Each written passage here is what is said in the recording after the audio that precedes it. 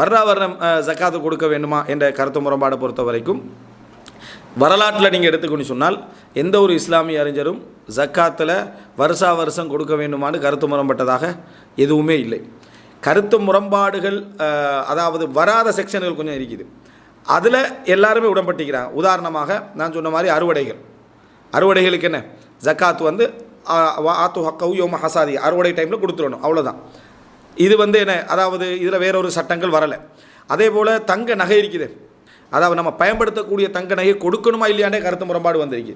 அப்படிப்பட்ட வந்து கருத்து முரண்பாட்டில் ஒரு முறை கொடுத்தா சரி என்று ஒரு பலகீனமான ஒரு அறிவிப்புன்னு என்ன செய்யுது அனசுலாம்னு நினைக்கிறேன், சரியா? ஒரு பலகீனமான அறிவிப்பு வருது. இந்த தவிர பொதுவாக ஜக்காத்து வருடம் கொடுக்கணுமான்னு எந்த ஒரு இஸ்லாமிய அறிஞர்களும் என்ன செய்யலை, கருத்து முரண்பாடு படலை. சொல்லப்போனால் கிட்டத்தட்ட அது ஒரு இஜ்மா அதில் நக்கல் பண்ணப்படாது விட்டாலும் அது வந்து கிட்டத்தட்ட என்ன ஒரு ஏகோபித்த கருத்து. இஸ்லாமிய நம்ம மார்க்கத்தை பொறுத்த வரைக்கும் எப்படி நம்ம புரிஞ்சுக்கிறோன்னா, குர்ஆன் ஹதீஸ் தான் அடிப்படை, அதில் சந்தேகம் இல்லை. குர்ஆனில் எது வருதோ அதுதான் எங்களுக்கு அடிப்படை, ஹதீஸில் எது வருதோ அதுதான் எங்களுக்கு அடிப்படை, வேறு எந்த ஒன்றும் மார்க்கமாக போகிறதில்லை எங்களுக்கு. ஆனால் குர்ஆன் ஹதீஸை புரிந்து கொள்வதுன்றது இந்த சமுதாயம் தான் புரிஞ்சுக்கொள்ளணும். எல்லாமே வார்த்தை பிரயோகங்கள் என்ன செய்ய போகிறதில்லை, அப்படியே நஸ்ஸன் வரப்போகிறதில்லை. சிலது வார்த்தை பிரயோகத்தில் நேரடியாக வந்திருக்கும், சிலது வார்த்தை பிரயோகத்தில் ரெண்டு கருத்தில் நம்ம புரிஞ்சு கொள்றதுக்கு வாய்ப்பு இருக்கும். அதில் ஒரு கருத்தில் மட்டும்தான் இந்த சமுதாயம் அண்டையிலேருந்து இன்று வரைக்கும் புரிஞ்சிட்டேன்னு சொன்னால் அடுத்த கருத்தில் நான் புரிய போகிறேன்னு சொல்கிறது என்ன பிழை. ஒரு ரெண்டு கருத்தில் ஒன்றை புரிஞ்சு கொள்றதுக்கு வாய்ப்பு இருக்குது. ஒன்று ஒரு 60%, இன்னொன்று 40% இருக்கணுவீங்களே. ஒரு 60%த்தில் தான் இஸ்லாமிய சமுதாயம் அதை புரிஞ்சு வந்துட்டேன்னு சொன்னால் அதில் நம்மளோட இஜ்திஹாதை கொண்டு போய் போட்டு நான் மற்ற கருத்தை எடுக்க போகிறேன்னு சொல்கிறது பொருத்தம் இல்லை.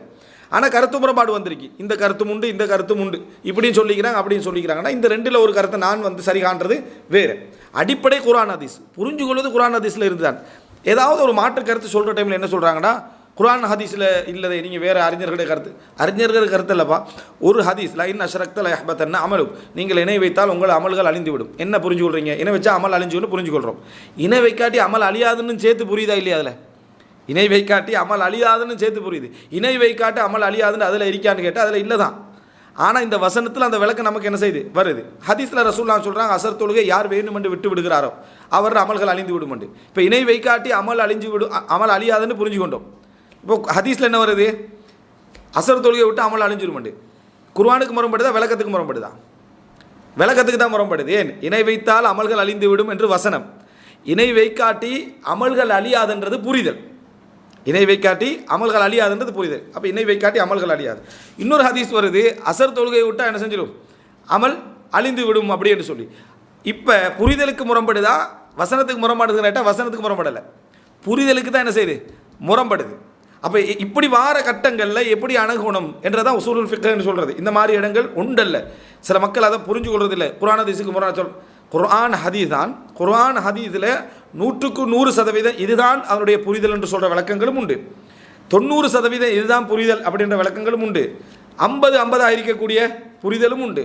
அதில் 2 புரிதலில் ஒரு புரிதல்லையே இந்த இஸ்லாமிய சமுதாயம் வந்துட்டு அப்படி என்று சொன்னால் சஹாபாக்கள் தான் அதில் மெயின்.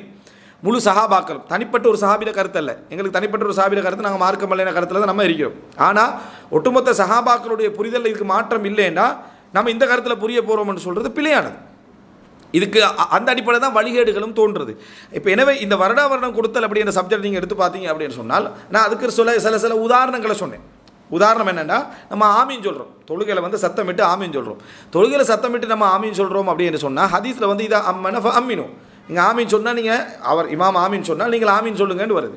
ரசூல் ஸல்லல்லாஹு அலைஹி வஸல்லம் செய்தியில் எந்த ஒன்றும் ஆமீன் சொல்லுங்க அப்படி சொல்லுங்கன்னு வந்தால் அது சத்தம் போட்டுன்னு விளங்கக்கூடாது.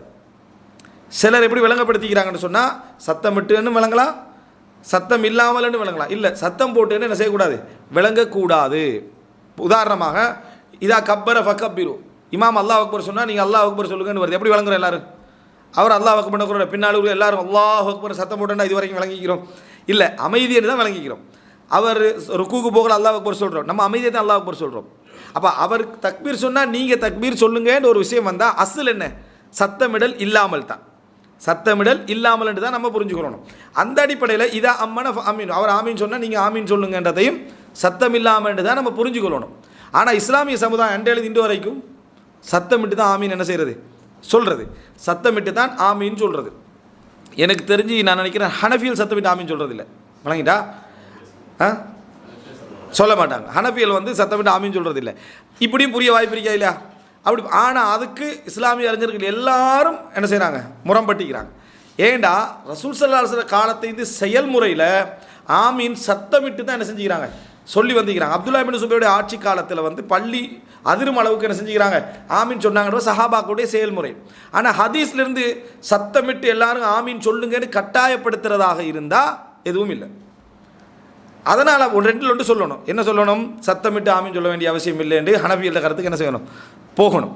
அல்லது சத்தமிட்டு தான் ஆமீன் சொல்லணும். என்ன காரணம், குர்ஆன் ஹதீஸில் இல்லை தான், ஆனால் அண்டையிலேருந்து ஆமீனை இப்படி தான் சஹாபாக்கள் என்ன செஞ்சுக்கிறாங்க, புரிஞ்சு வந்துக்கிறாங்கன்னு சொல்லணும். அதுக்கு வரமாட்டாங்க, ஆனால் அப்படி தான் சொல்லணும். சரி, அது ஒரு உதாரணம். அது மட்டுமல்ல உதாரணம். இன்னொரு உதாரணம் என்ன அப்படின்னு சொன்னால், நம்ம இஹ்ராம் அணிஞ்சிக்கிறோம். இஹ்ராம் அணிகிற நேரத்தில் வந்து நகம் வெட்டக்கூடாது, முடி களையக்கூடாது. இப்போ இஹ்ராம் அணிஞ்சால் நம்ம வந்து அதாவது என்ன, இந்த சுத்தம் செய்கின்ற வேலைகளை செய்யக்கூடாது என்று புரிகிற மாதிரியான செயல்கள் ஹதீஸ்கள் உண்டு. இன்னென்ன விஷயங்கள் செய்யக்கூடாதுன்ற மாதிரி விஷயத்தை சொல்லாமல். ஆனால் நகம் வெட்டக்கூடாது, முடி களையக்கூடாதுன்னு ஒரு ஹதீஸ் இல்லை. இதை புரிகிற மாதிரி இந்த நகம் வெட்டக்கூடாதுன்னு விளங்கிட்டா, நகம் வெட்டக்கூடாதுன்னு புரிகிற மாதிரி ஒரு ஹதீஸ் என்னது இல்லை. இப்போ நகம் வெட்டக்கூடாதுன்னு எல்லா இஸ்லாமிய அறிஞர்களும் உடன்பாடாகிறாங்க, எல்லா அறிஞர்களும் உடன்பாடாகிறாங்க. ரெண்டில் ஒன்று சொல்லணும், ஹதீஸில் நகம் வெட்டுறது கூடாதுன்னு வரல, இஹ்ராம் அணிஞ்சோ நகம் வெட்டலான்னு சொல்லி ஹதீஸில் இல்லை, இஹ்ராம் அணிஞ்சோ நகம் வெட்டலான்னு சொல்லணும். அல்லது என்ன சொல்லணும்னு சொன்னால், இப்படித்தான் அண்டையிலேருந்து இந்த சமுதாயம் அசுத்தங்களை களையக்கூடாதுன்றதில் இப்படி ஒரு புரிதலில் தான் என்ன செஞ்சுக்குது, வந்திருக்குது. அதனால் நம்ம என்ன, அதாவது நகம் வெட்ட கூடாது தான்னு சொல்லணும். அப்படியே வந்தீங்கன்னா ஜக்காத்துக்கு வந்தீங்கன்னு சொன்னால் இதுதான் வரும். இது மாதிரி நான் 1-2 உதாரணம் சொல்கிறதில்ல, கிட்டத்தட்ட ஒரு நம்ம தொகுத்து எடுத்தோம்னா ஒரு 20-30க்கு மேலே உதாரணங்கள் என்ன செய்யலாம், எடுக்கலாம். இதுக்கு பேர் ஹதீஸை விட்டு வெளியே போகிறன்னு அர்த்தம் இல்லை. ஒரு பொதுவான வசனத்துக்கு சஹாபாக்களுடைய அன்றைய புரிதலில் இன்று வரைக்கும் அப்படித்தான் என்ன செஞ்சிருக்குது, இருந்திருக்கின்ற அர்த்தம். சஹாபாக்களோட அன்றைய இன்று வரைக்கும் இப்படித்தான் புரிதல் இருந்திருக்கின்ற அர்த்தம். அப்படி தான் நம்ம அதை வழங்கிக்கணும். இந்த அடிப்படையில் தான் நான் ஜக்காத்துக்கு என்ன சொல்கிறேன்டா, ஜக்காத்து கொடுங்கன்னு வந்திருக்கு. நிச்சயமாக வந்து அந்த ஜக்காத்து தொடர்பாக வரக்கூடிய ஹதீதுகள் எடுத்தீங்கன்னு சொன்னால், அதாவது வருடா வருடம் கொடுக்கணும் என்று வரக்கூடிய அந்த ஹதீதுகள் எடுத்து பார்த்தீங்கன்னா அறிவிப்பாளர் வரிசை ரீதியாக பிரச்சனை உள்ள செய்திகள் தான், அந்த மாதிரி புரிஞ்சு கொள்ளக்கூடிய செய்திகள், அது தாயிஃபான செய்திகள், நிறைய ஹதீஸ்களை அறிஞர்களும் தாயிஃபான. ஆனால் சஹாபாக்களுடைய நிலைப்பாடுகளும் சஹாபாக்களோட ஒட்டுமொத்த சஹாபாக்கள் நான் சொல்கிறேன், அதான் முரண்படாமல் 2 சஹாபியெல்லாம் முரண்படலை, 2 சஹாபி முரண்படாமல் ஒட்டுமொத்த சஹாபாக்களோட நிலையை பார்த்தீங்கன்னா வருடா வருடம் கொடுக்குற நிலைப்பாடு தான், வருடா வருடம் கொடுக்குற. அப்போ அவங்க கொடுங்க என்றதை வருடா வருடம் தான் புரிஞ்சுக்கிறாங்க. கொடுங்கன்றதை வருடா வருடம் என்று புரிஞ்சுட்டாங்கண்டா அதுதான் இந்த சமுதாயம் அண்டையிலேருந்து கிட்டத்தட்ட 1300 1400 வருடங்களாக செஞ்சுட்டு வருது. இல்லை நான் அப்படி புரிய மாட்டேன் அப்படி என்று சொல்கிற சந்தர்ப்பத்தில் இது வந்து நான் குர்ஆன் ஹதீஸில் இல்லை அதனால் புரிய மாட்டேன்னு அர்த்தம் இல்லை. அது வந்து குர்ஆன் ஹதீஸை நான் மட்டும்தான் புரிவேன் என்ற கருத்துக்கு அது வந்துடும். அப்படி எண்ணங்கள் இல்லாது விட்டாலும் என்னால் மட்டும்தான் புரிய முடியும் என்ற அர்த்தத்தை அதை என்ன செஞ்சிடும், கொண்டு வந்து சேர்த்து விடும். அதனால் அந்த செயல்பாடு பிழை. இதனால தான் அந்த இஜ்மா என்ற பாதுகாப்பை இஸ்லாமிய அறிஞர்கள் அன்றையிலிருந்து சொல்லி வர்றது. என்ன காரணம்டா, குர்ஆன் ஹதீஸில் வந்த ஒரு விளக்கத்தை இப்படி தான் இஸ்லாமிய அறிஞர்கள்லாம் முரண்பாடு இல்லாமல் புரிஞ்சு கொண்டுட்டாங்கன்னு சொன்னால் பிற்காலத்தில் நான் ஆய்வு செய்ய போகிறேன்னு சொல்லி ஒருத்தர் என்ன செய்யலாது, மாற்று ஒரு கருத்து சொன்னார்னா அவர் குர்ஆன் ஹதீஸ் சொல்லலை, சொந்த விளக்கத்தை தான் குர்ஆன் ஹதீஸில் திரிக்கிறார். ஏன்னா விளக்கம் வந்து 40 விதமாக அமையும், 50 விதமாக அமையும், 90 விதமாக அமையும். ஒரே புரிதலில் கிட்ட இருந்த சஹாபாக்கள் புரிஞ்ச மாதிரி புரியறதுக்கு யாருக்குமே என்ன கஷ்டம். தனிப்பட்ட சஹாபாக்களுக்கு முரண்பாடுகள் இருக்கலாம், மாற்று கருத்துக்கள் என்ன செய்யலாம், இருக்கலாம். இந்த அடிப்படையில் தான் நம்ம இது வரைக்கும் புரிஞ்சோம். உதாரணமாக ரமதானில் ஃபித்ரா கொடுங்கன்னு வருது, ஒவ்வொரு வருஷமும் எங்கேயும் வரலை, ஒவ்வொரு வருஷமுண்டும் எங்கேயுமே வரலை. அப்படி இருக்கிற டைமில் ரமலான் என்று காலம் சொல்லப்பட்டிருக்குது, அதனால் ரமலான் வார காலமெல்லாம் கொடுக்கணுமெல்லாம் சொல்ல இயலாது.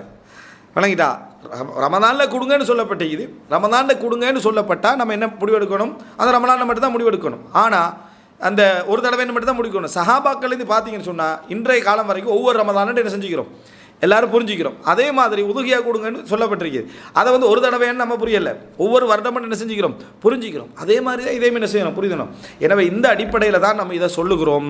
இதில் இந்த எங்களுடைய விளக்கம் தப்பா இல்லையான்னு பார்த்தா அன்றையிலிருந்து இன்று வரைக்கும் இஸ்லாமிய அறிஞர்கள் இந்த புரிதலில் புரிஞ்சிக்கிறாங்கன்றது போதாதான். இப்படி ஒரு செய்தி வந்திருந்தால் இதை வாதிக்கலாம். எப்படி, வருடா வருடம் ஜக்காத்து இல்லை என்று ரசூலுல்லாஹி ஸல்லல்லாஹு அலைஹி வஸல்லம் சொன்னார்கள். அப்போ நான் சொல்கிறேன் இல்லை இவ்வளோ அறிஞர்கள் இப்படி தான் புரிஞ்சிக்கிறாங்கன்னா அப்போ முரம்படுற நியாயம். ஏன், ஹதீஸு தெளிவாக வந்திருக்குது, வருடா வருடம் ஜக்காத் இல்லை என்று நபிகளார் சொன்னார்கள். நீங்கள் வந்து இஜ்மா அந்த காலத்துலேருந்து இப்படி தான் புரிஞ்சிக்கிறீங்க எப்படி ஒரு ஹதீஸுக்கு முரணா அவர் ஒருத்தர் கேட்டாருன்னா அப்போது ஒரு வாத்து ஞாபகம். அப்படி ஒன்றும் இல்லைங்க. இங்கே அப்படி ஒன்று இல்லை, ஜக்காத்து குணுங்கன்னு வந்திருக்குது. அது வருஷா வருஷம் என்று புரிஞ்சு கொள்றதா இல்லையா என்றதில் யாரோட புரிதல் எடுக்கிறது? இன்று அண்டையிலேருந்து இன்று வரைக்கும் புரிஞ்சதை நம்ம எடுக்கிறதா இப்படி எடுக்கிறதுன்றதான் பேச்சு. எனவே எது பாதுகாப்புன்றது நமக்கு தெளிவாக என்ன செய்யுது இதில் தெரிகிறது. அல்லாஹ் தஆலா அனைவருக்கும் நேர்வழி காட்ட போதுமான